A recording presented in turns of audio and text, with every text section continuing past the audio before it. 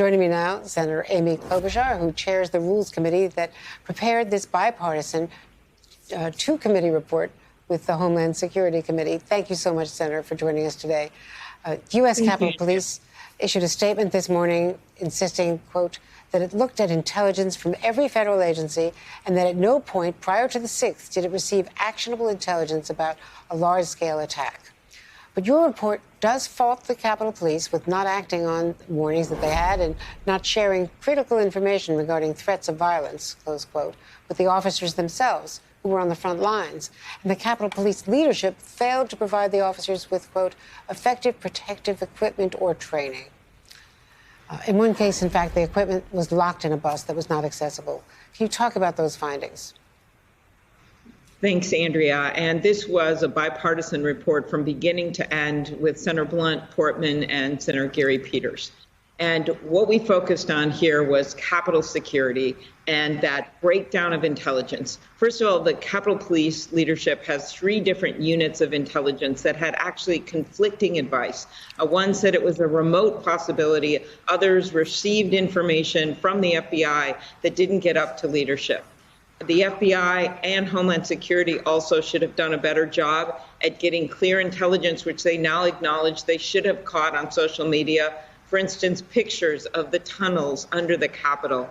And then finally, the Department of the Defense took too long to get the troops to the Capitol. And of course, they should have been ordered earlier by the chief of police. Multiple failures, but I think the one thing that united us was, let's not just talk about the failures, let's talk about the recommendations and how we fix this going forward.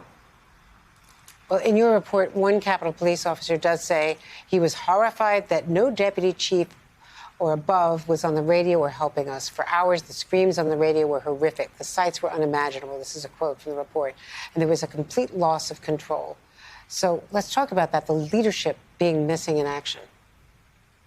Yes, in fact, 2 of them were on the front lines because there weren't enough people on the front lines, and they just didn't have a preparation plan of what to do in an unbelievable incident like this where the Capitol had been breached. And of course, there should have been plans about who's on the radio, who's on the front line, and it just wasn't there. There was one haunting report of the words from a line officer over the radio, does anybody have a plan? And so that is what we're left with, more contingency plans.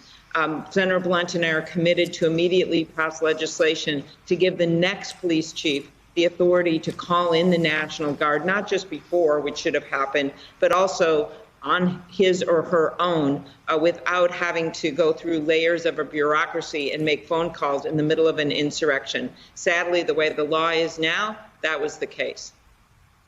And in fact, we know from your reporting, from other reporting, from my own reporting, that the bipartisan leaders of the House and Senate were making desperate calls to the White House, calls to the Pentagon, and not getting the answers that they needed in the response. And so clearly missing is any answer about what President Trump was doing during this time. So we have outlined here what is pretty much common knowledge in our report about President Trump's speech, about him encouraging his reporters to march down the mall to the Capitol, about the lead-in tweets to go wild and the like. But one of the reasons I believe, Andrea, that we need a 9/11 type commission and a deeper investigation is we felt our jurisdiction and our goal was very clear. We wanted to get out some immediate recommendations to help with funding, to help with getting bills passed, and to change the policies in the police department and the like.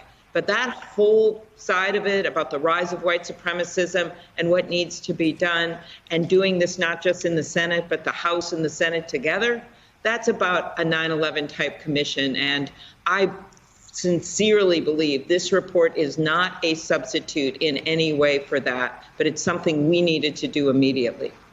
What do you do about the fact that Mitch McConnell is already saying that this does it, that we don't need the other investigation? Chuck Schumer is still saying that he reserves the right to push forward for something, but right now the Republicans are opposing it. We must keep pushing them. It's not over yet, right? The need for this report will go on for many, many years. The public saw with horror through the eyes of the impeachment hearing the videos and what happened. Individual committees, as Speaker Pelosi has said, will keep having hearings in both the House and the Senate, but again, not a replacement for one big report. I remember coming to the Senate and even years later implementing the 9/11 recommendation. So, not all is lost because Mitch McConnell is trying to block this right now. I don't rule out it happening in the future. What are your hopes for the kind of legislation that would be needed in order to get the National Guard away from DOD authority and get more control to the Capitol Police on the front lines? The National Guard would still be under the Department of Defense as they are across the country, but the idea would be to have more scenarios and ready trained contingency plans and groups that would be able to come in and help. What our legislation would do would be to simply allow the new chief of police, and that person is being selected by the police board, to not have to go through the police board when there's an emergency situation and making phone calls and not having calls answered. Ridiculous situation. But the other piece of it is more training when it comes to the regional National Guards. Virginia, Maryland all did valiant jobs along with our line officers in the Capitol Police, but there hadn't been that kind of training and planning.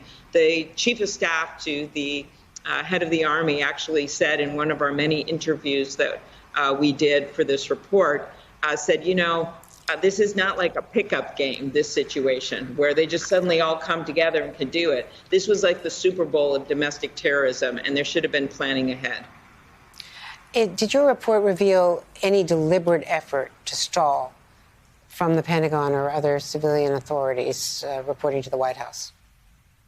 We were very clear in our report that we had a limited look at what happened here. We did not find that, but we found delays that should not have occurred. That doesn't mean that there wasn't something going on that we didn't focus on because of our jurisdiction and our decision to focus on the immediate. One, there will be more investigations going out of both committees, including the hearing Senator Blunt and I are having next week. And I know Gary Peters and Senator Portman are going to be doing the same.